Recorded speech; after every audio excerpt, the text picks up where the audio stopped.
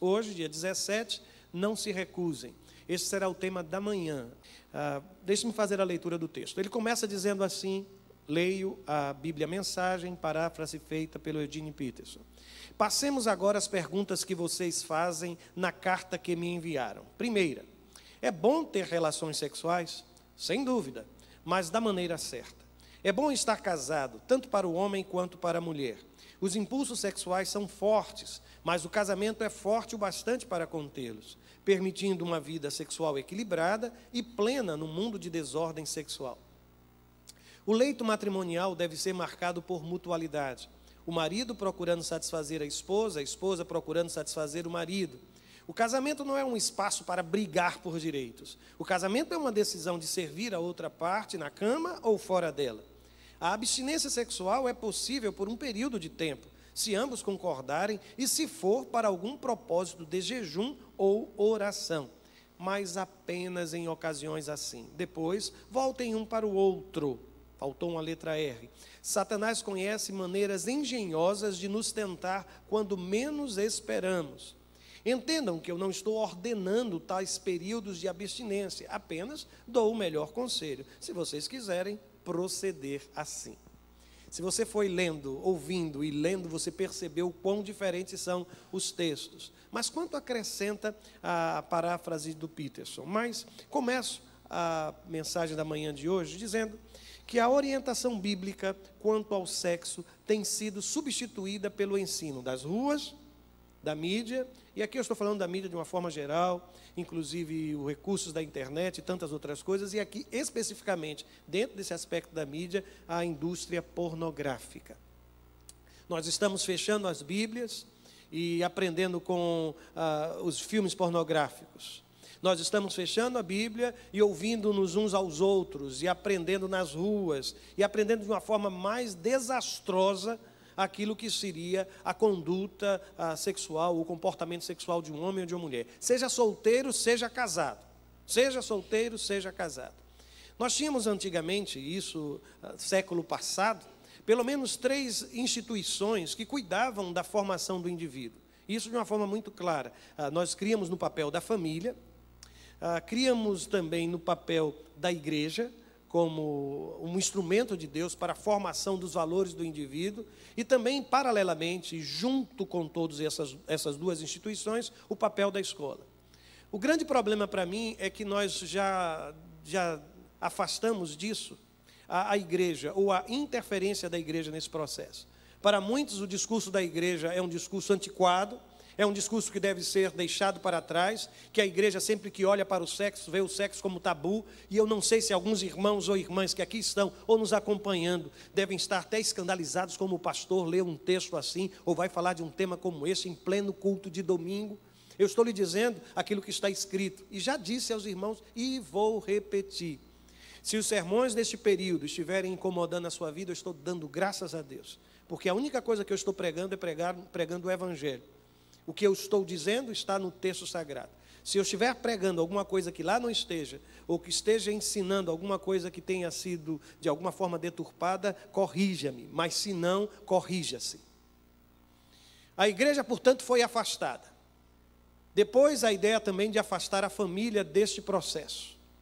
E o que restou, na opinião de muitos, é tão somente a escola, como um espaço onde, inclusive, por questões ideológicas, o sexo será tratado, ou a sexualidade humana será tratada. Por isso eu insisto, nós estamos cada vez mais fechando as Escrituras, perguntando menos a Deus o que é que Ele espera de cada um de nós, e nos permitindo ser dirigidos pelos nossos próprios desejos, por aquilo que é o senso comum, por aquilo que é a opinião de todos, ou a opinião que prevalece, ou os comportamentos daqueles que estão à nossa volta como referência. Deixe-me lhes mostrar uma coisa, um texto escrito há muito tempo atrás. Eu já disse e acabei perdendo a novidade do que ia dizer. Mas também me parece que desconfigurou, não foi? Acho que sim. Tudo bem. A juventude vem sendo submetida pela nossa civilização a estímulos sexuais, e a excitação que esses estímulos suscitam emana de cada poro. Eu fiquei surpreso porque esse texto, sabe quando foi escrito? Em 1914, gente.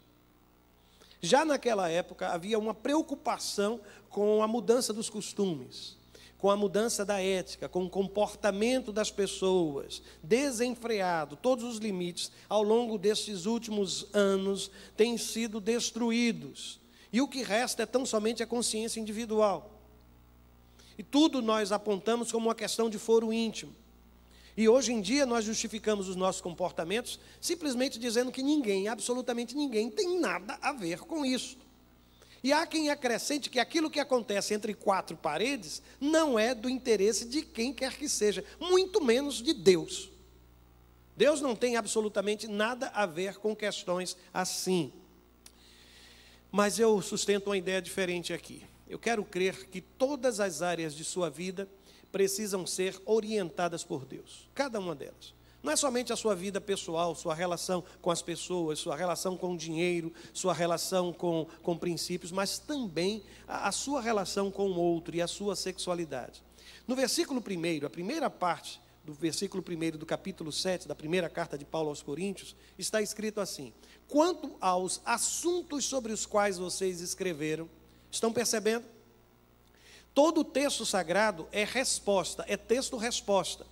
É palavra-resposta. O apóstolo Paulo está respondendo a algumas questões que foram encaminhadas pela igreja de Corinto. O que é que isso está sugerindo, irmãos? Que se você tiver dúvidas, pergunte a Deus.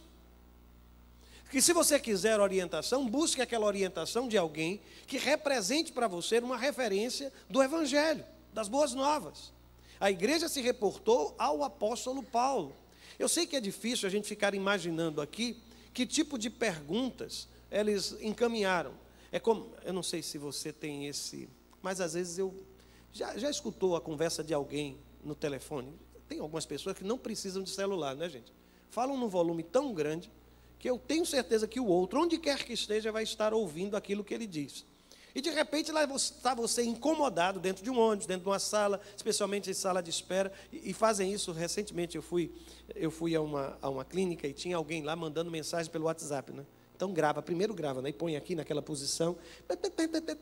Eu olhava assim, gente, se for algo reservado, eu vou acabar ouvindo. E o pior é que quando você escuta só um lado, você fica imaginando o que é que o outro está dizendo do outro lado. O que será que ela está dizendo? E se for uma pessoa amada e você for só de leve ciumento, com quem ele está falando? Por que ele disse isso? E assim que termina o telefone, qual é a pergunta clássica, irmãos? Duas palavras, essa pergunta. Quem era?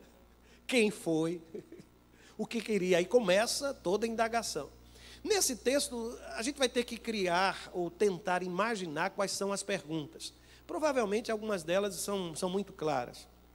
Eles perguntam sobre como lidar com a sexualidade. Eles perguntam se eu sou casado, mas eu conheci o Evangelho já casado e meu marido não é um cristão, minha esposa não é uma cristã, eu posso me separar dele para então viver o Evangelho de uma forma plena? Ou alguém pode dizer assim, olha, nós já somos casados há muito tempo, mas a gente está tão apaixonado pelo Evangelho, a gente pode fazer um pacto ou determinar que não vamos ter mais relações sexuais para vivermos tão somente consagrados ao Senhor como irmão e irmã em Cristo Jesus? É possível que muitas perguntas, curioso, essa pergunta eu nunca recebi dos irmãos, eu realmente não me lembro de ter recebido. Mas é possível que entre as perguntas estivessem esta. Porque o ambiente de Corinto, da Acaia, respirava muito aquilo que a gente chama de dualismo. Corpo-alma. Corpo como algo mal e a alma, o espírito como algo bom. E daí existiam aqueles que diziam que não importa aquilo que o corpo faça, não vai atingir a alma nunca, porque o espírito é muito mais elevado do que tudo isso. Então viviam sem leis. E outros que diziam, pelo contrário, o espírito é algo tão elevado que a carne não deve ser em nenhum momento privilegiada. Temos que mortificar a carne. Vêm então as respostas do apóstolo Paulo. E a resposta do apóstolo Paulo leva em conta três elementos: a perseguição, o ambiente em que a igreja vivia de perseguição. Segundo, o contexto cultural da cidade. Gente, tem algum corintiano aqui? Levanta a mão. Eu sei que você vai estar com vergonha, mas levanta a mão. Quem é torcedor do Corinthians? Não tem aqui não nenhum?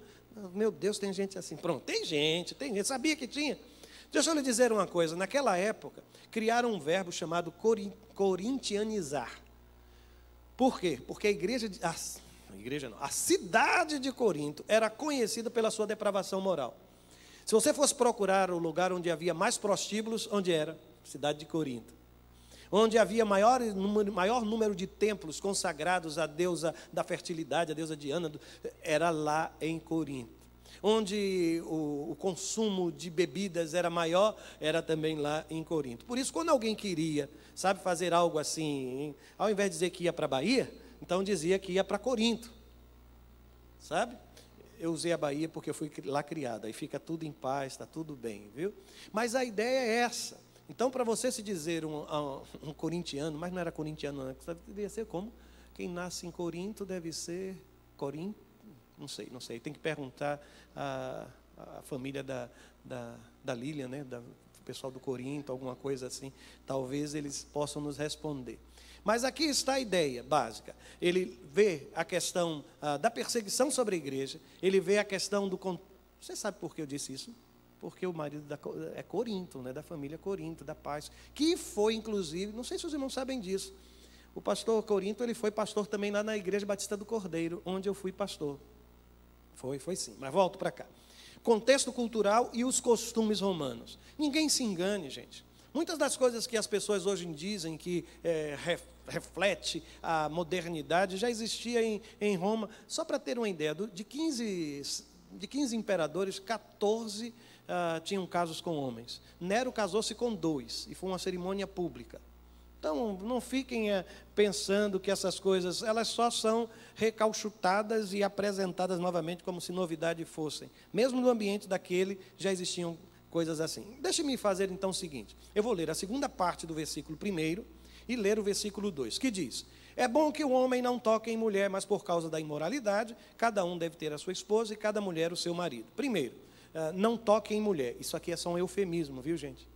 É só uma maneira de tratar a questão da sexualidade, mas de uma forma mais branda. Ele está dizendo, olha, não é bom. Por quê? Qual é o contexto?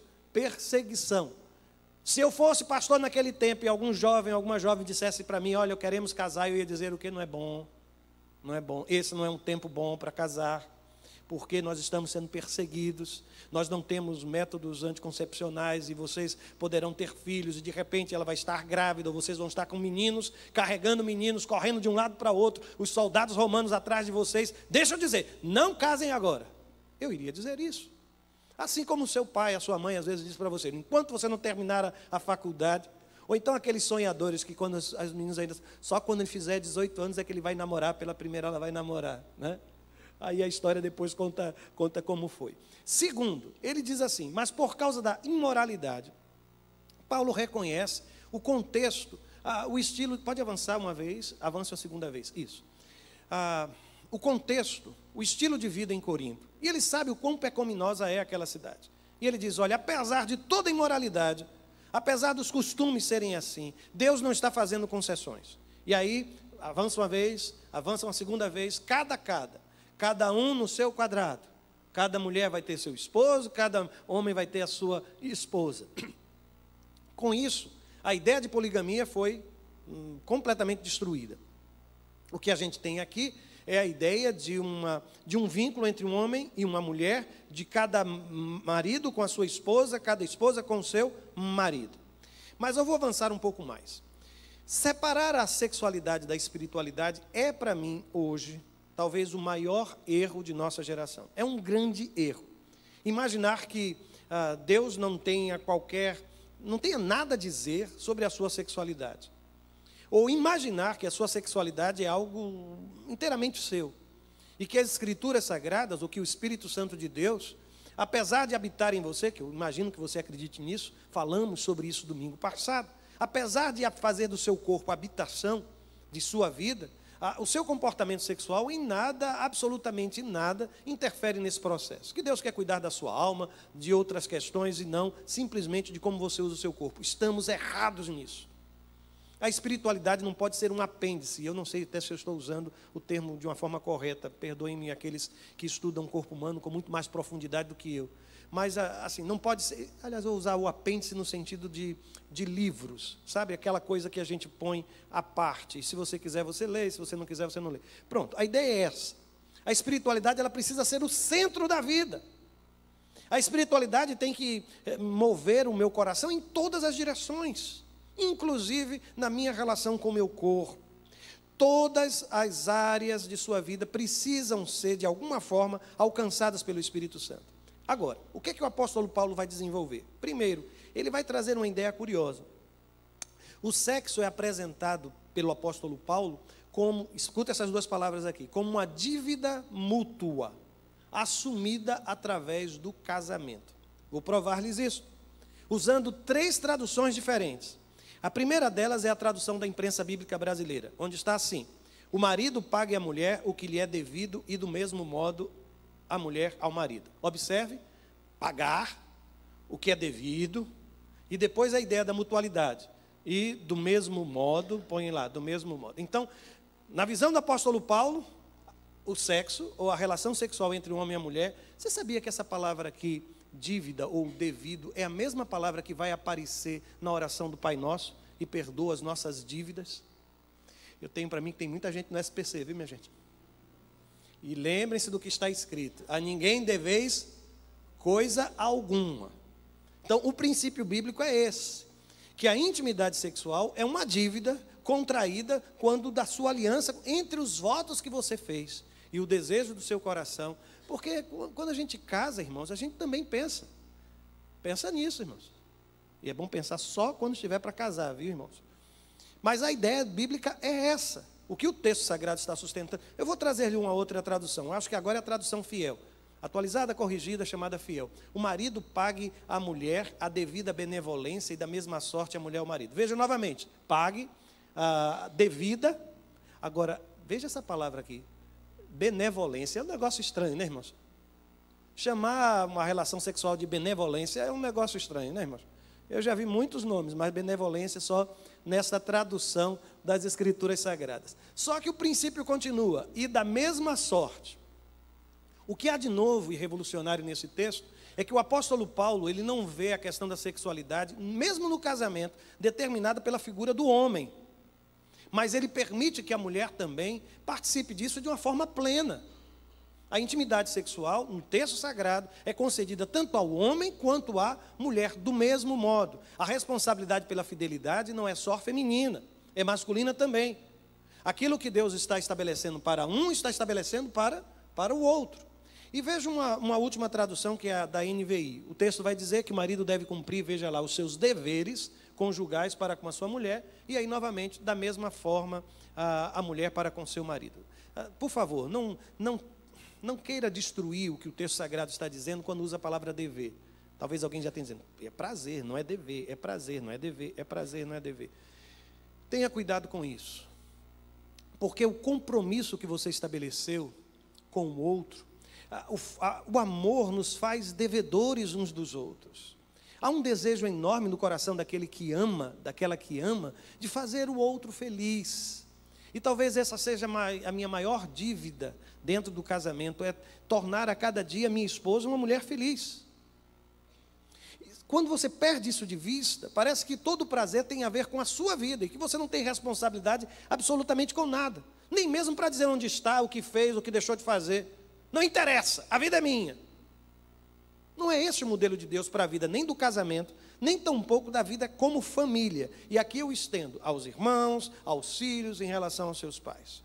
Só que o texto vai continuar, e é interessante, irmãos, pensar que no casamento, aquilo que é bom para mim precisa ser substituído pelo aquilo que é bom para nós. Escutou isso? Bom para mim, bom para nós. Para com essa história de bom para mim. Se quer casar e ser feliz, tem que ser bom para nós. Tem que ser bom para nós. É tão interessante, porque às vezes os pais fazem isso com filhos também, não é? Promovem aquele passeio de sábado que, sinceramente, não interessa a nenhum dos meninos dentro de casa. E eles são levados a participar daquilo, eles voltam aquilo. Aí depois você fica perguntando, por que você não falou com ninguém? Você não conversou, ficou só ali no seu celular o tempo todo, não riu, não conversou, não disse para ninguém. Às vezes eles não foram ouvidos. Ou não houve um mínimo de acomodação do que fazer. Às vezes uma promessa, ó, depois que a gente for lá, a gente vai.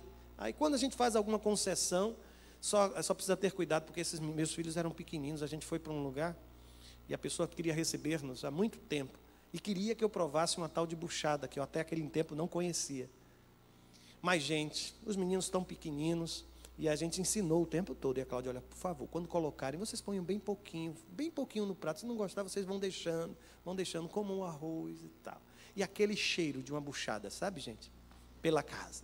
E os meninos, quando viram aquilo, viram a forma... E o pior foi que a moça disse, mas vocês não vão comer nada. Aí alguém disse assim, mas papai prometeu que depois daqui ia levar a gente no McDonald's. Pensem no constrangimento.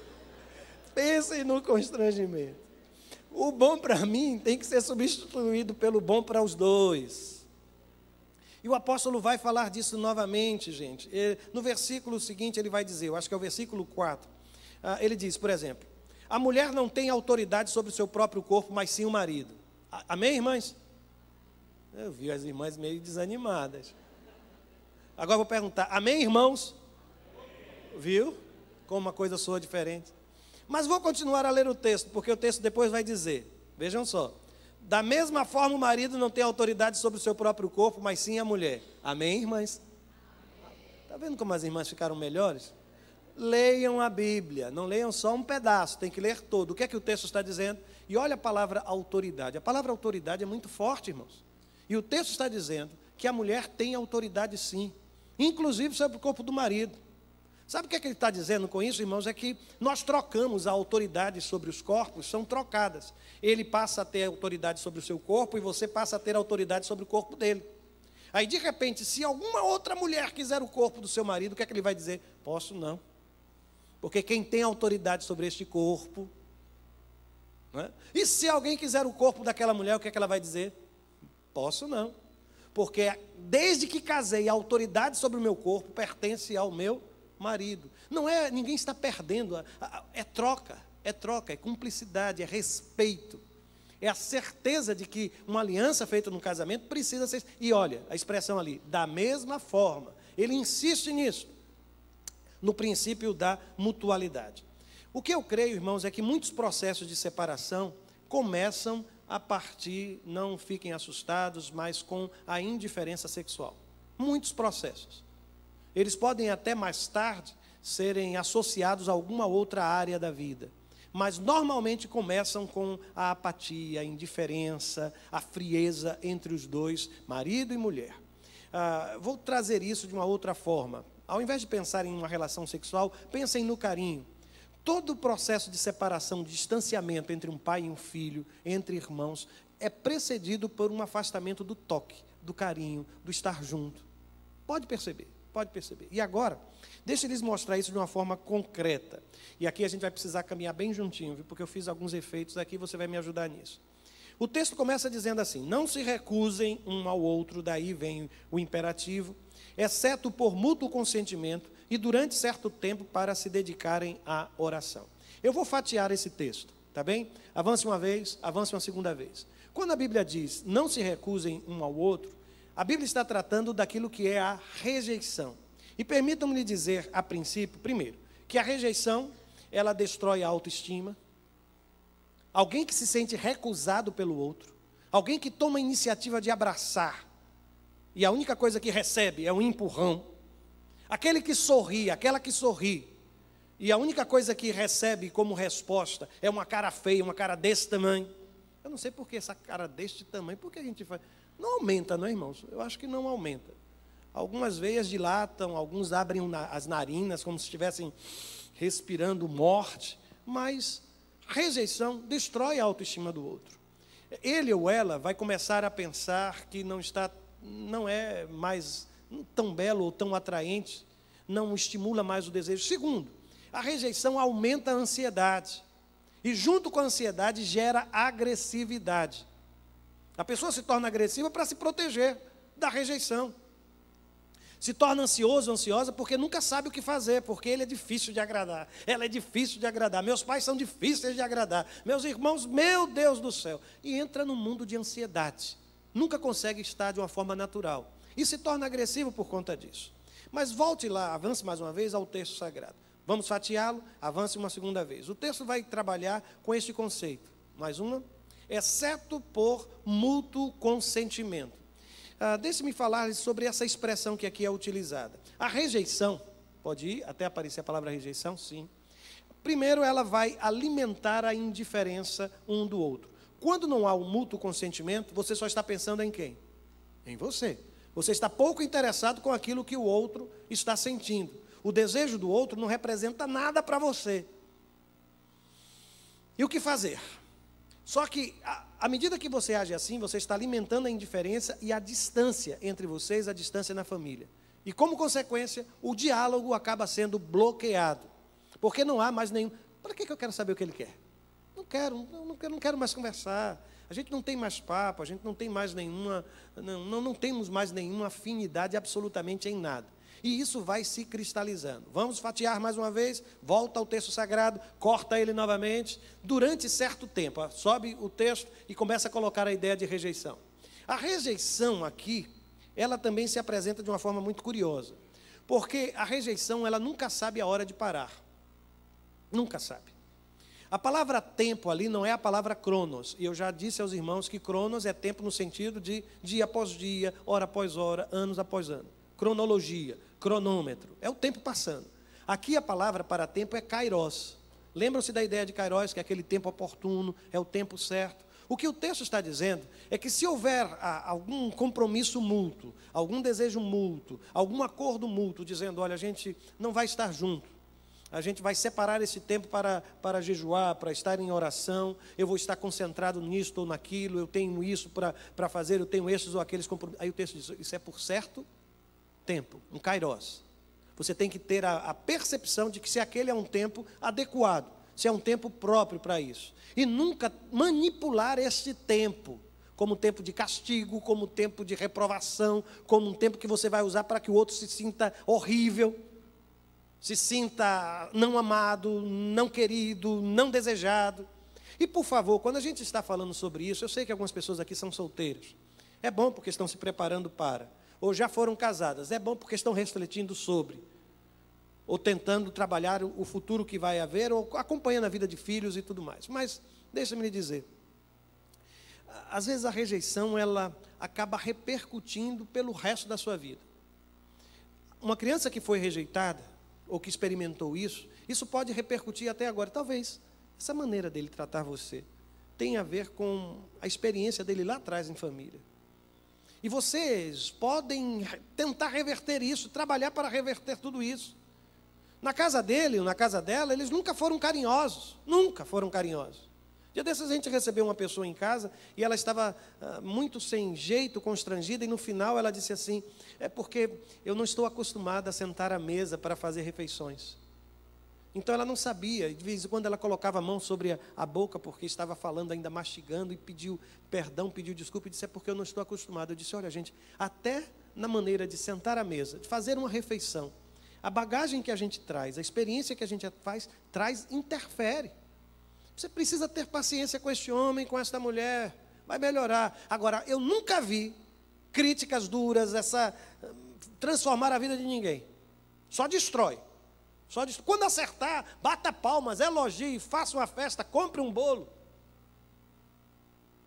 Talvez aí esteja o grande segredo da transformação na vida das pessoas. Mas vamos continuar fatiando o texto. Vá adiante, suba ele, por favor, para se dedicarem à oração. Quando o texto fala sobre isso, é interessante também perceber uma verdade escondida por trás dessas palavras. A rejeição, ela costuma se manifestar de forma disfarçada. Há quem justifique isso com as suas dores, as suas encefaleias constantes, com a sua falta de disposição e de ânimo, com um monte de dívidas que tem para pagar. Então a gente começa a apresentar as razões. O que eu leio nesse texto, quantos aqui acreditam que oração é bom e importante para uma vida da família? Tem gente que não acredita, não. Acorda ele e diz, o pastor está perguntando, é isso.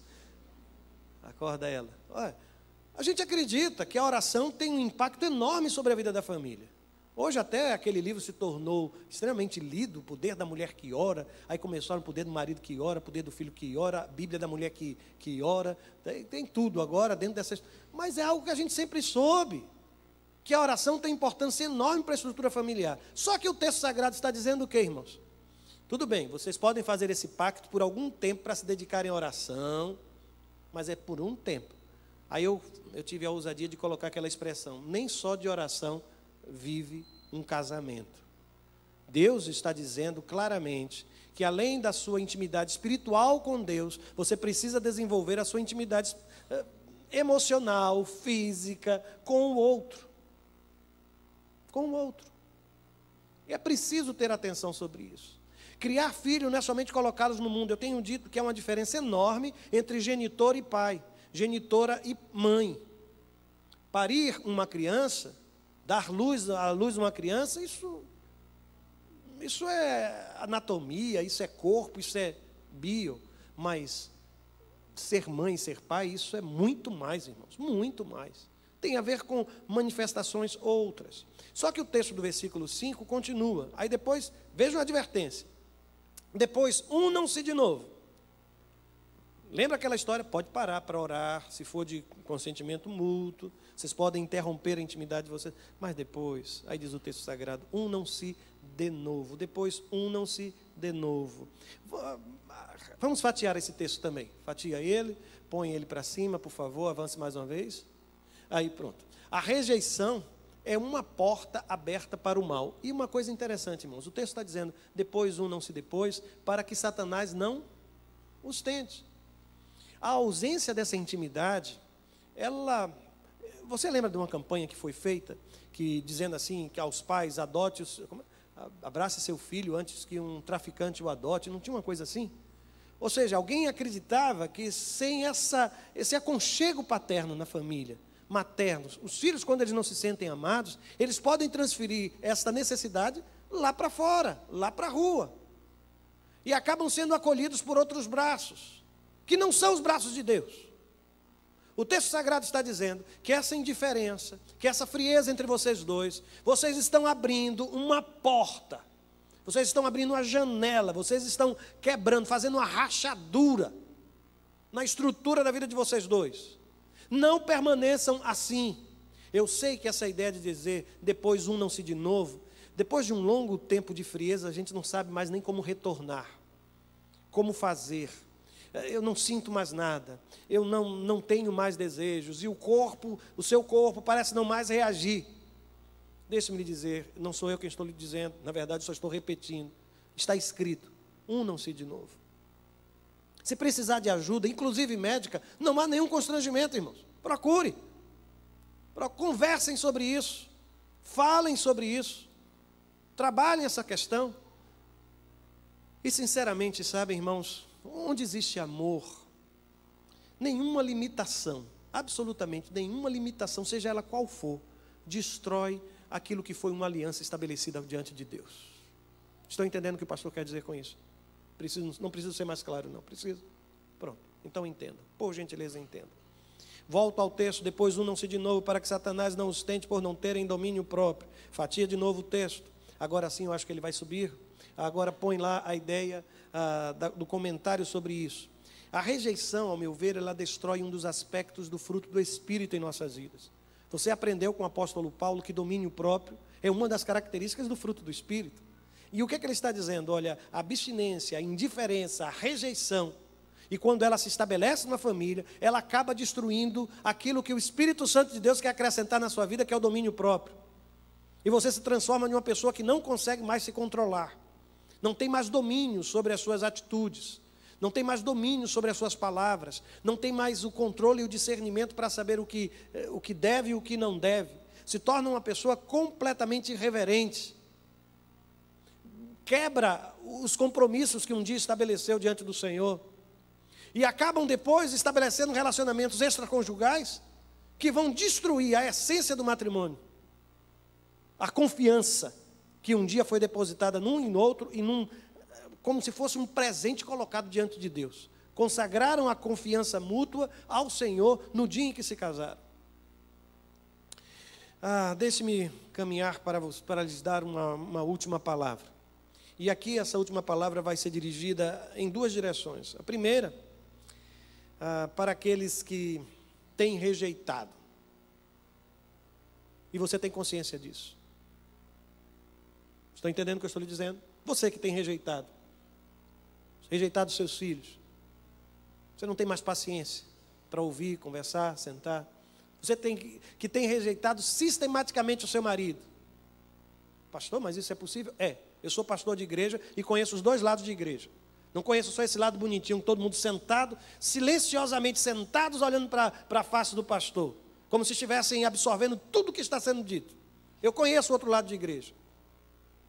Então, sinceramente, irmãos e irmãs, se você tem vivido uma situação como essa, você sabe que isso tem prejudicado o seu relacionamento em casa, em família, eu quero lhe dizer que Cristo conhece a sua história. Porque muitas vezes por trás de um comportamento agressivo, um comportamento revoltado, ou essa indiferença, tem algo lá atrás. E um dos exemplos para mim mais chocantes e fortes é quando o apóstolo Paulo, ele caminha em direção a Damasco, aí o texto sagrado diz que respirando ainda ódios de morte sobre a igreja. E ele apresenta toda a sua história para justificar o seu comportamento. Ele rejeita, ele simplesmente não quer saber de ninguém. Aí ele é surpreendido pela voz do Senhor, que no caminho de Damasco, a Bíblia diz que ele caiu por terra e ouviu uma voz que lhe dizia: Saulo, Saulo, por quê? Por que você me persegue? Eu preciso refletir sobre aquilo que está alimentando este meu ódio. Quando Deus pergunta tais coisas ao apóstolo Paulo, ele está dizendo: é razoável. Por que você está se comportando dessa maneira? O que está por trás disso? O Senhor sabe quais são as suas motivações. Segundo, Cristo pode ajudá-lo. A transformação operada pelo Senhor na vida do apóstolo Paulo é surpreendente. Ele é quem escreve, na mesma carta aos Coríntios, capítulo 5, verso 17, ele diz assim: se alguém está em Cristo, é nova criação. As coisas antigas já passaram, eis que surgiram coisas novas. Você pode mudar. Essa sua maneira de tratar as pessoas pode mudar. Esse seu jeito de tratar as pessoas, sabe, tem gente que parece que caminha feito caminhão, feito ônibus, carro pesado na estrada. Você já viu o que é que carro pesado tem lá atrás? Uma plaquinha dizendo o quê? Mantenha, para a minha segurança e a sua, mais ou menos assim, mantenha distância. Não se aproxime. Conhece gente assim? Eu conheço. Se você fechar os olhos assim, apertar, você vai ver que está lá escrito, em algum lugar da vida dele, mantenha a distância. Ele não sabe se aproximar de ninguém, não sabe se aproximar de ninguém. É aquela pessoa que entra na igreja, sai da igreja, mas vive o seu mundo. Você até imagina, conhece às vezes, até conhece a Bíblia, viu? Até conhece a Bíblia, tem gente assim que até conhece a Bíblia. Mas o que eu quero dizer é que Cristo, ele opera mudanças, pode ser diferente.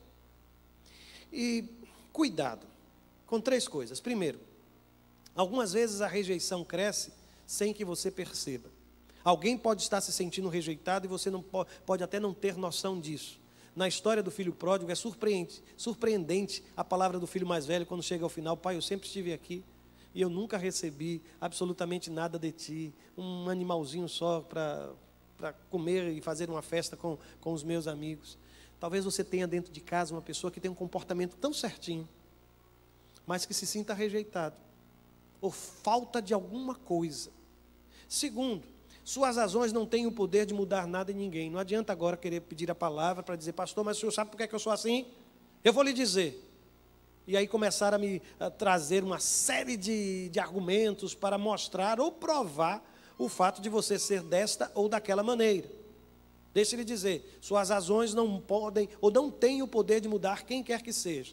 E em terceiro lugar, é um desafio, viu? Qual é o desafio? Peça perdão. Peça perdão. Eu só conheço uma coisa capaz de modificar tudo isso: é o arrependimento e o perdão. Arrependimento e perdão. Mas agora deixe-me falar não com aquele que é o rejeitador, mas com aquele que se sente rejeitado. Minha última palavra para você hoje é que Cristo conhece a dor da rejeição. Está escrito em João capítulo 1, versículo 11, que ele veio para o que era seu, mas os seus não o receberam. Ele sabe o que é ser rejeitado, sim. Ele sabe o que é chorar olhando para a cidade de Jerusalém, dizendo: como eu gostaria de abraçar, como eu gostaria de ser como uma mãe galinha, colocando você feito como se fossem pintos debaixo de minha proteção e de minhas asas, mas vocês não quiseram. Vocês inclusive foram violentos com todos os profetas que mandei. Jesus sabe o que significa isso. Jesus sabe a dor que você está sentindo. E o conhecimento do Senhor me mostra que Cristo também pode ajudá-lo nisso, ajudá-la nisso. Em que sentido? O texto sagrado vai dizer assim, em Hebreus 2,18: porque tendo em vista o que ele mesmo sofreu, quando tentado, quando provado, ele é capaz de socorrer aqueles que também estão sendo provados, estão sendo tentados. O fato do Cristo ter passado por tudo isso, ele sabe exatamente o que fazer com você. Por isso, minha palavra para você também é de cuidado. Tenha muito cuidado. Primeiro, ignorar o problema não vai resolver absolutamente nada. Você pode simplesmente hoje tomar uma postura estoica, dizer, não, a coisa está difícil, tem sido assim, mas deixa para lá, é assim mesmo. Meu casamento já estamos todos esses anos juntos, nós não somos mais tão jovens, já não somos tão meninos, e a gente começar a consolidar isso, cristalizar a indiferença. Gente, essa questão ela é muito mais profunda do que você imagina. Quando a Bíblia fala de intimidade, não está falando somente, meu Deus do céu, está falando de abraço, está falando de carinho. Às vezes é tudo quanto a gente espera. É só isso. É não ser rejeitado, pronto. Não ser rejeitado. Não permitir que o outro se sinta assim, rejeitado. Um filho rejeitado, uma filha rejeitada, um pai rejeitado, uma mãe rejeitada. Sabe aquela história de uma mãe que fez tudo, que preparou tudo, e aí vai, põe na mesa, a mesa toda arrumada, tudo está ali, aí pergunta, você quer? Não, não quero comer nada não. Ele sabe que a sua linguagem de amor é esta. Ele sabe o quanto aquela mesa posta significa para você. Aí o que é que ele faz? Quero nada não. Aí vai na cozinha, pega um pedaço de pão francês dormido, sabe? Pega o que tiver na geladeira, põe dentro e ainda sai pela sala, desfilando a sua rejeição. O Senhor sabe o que é que significa a rejeição.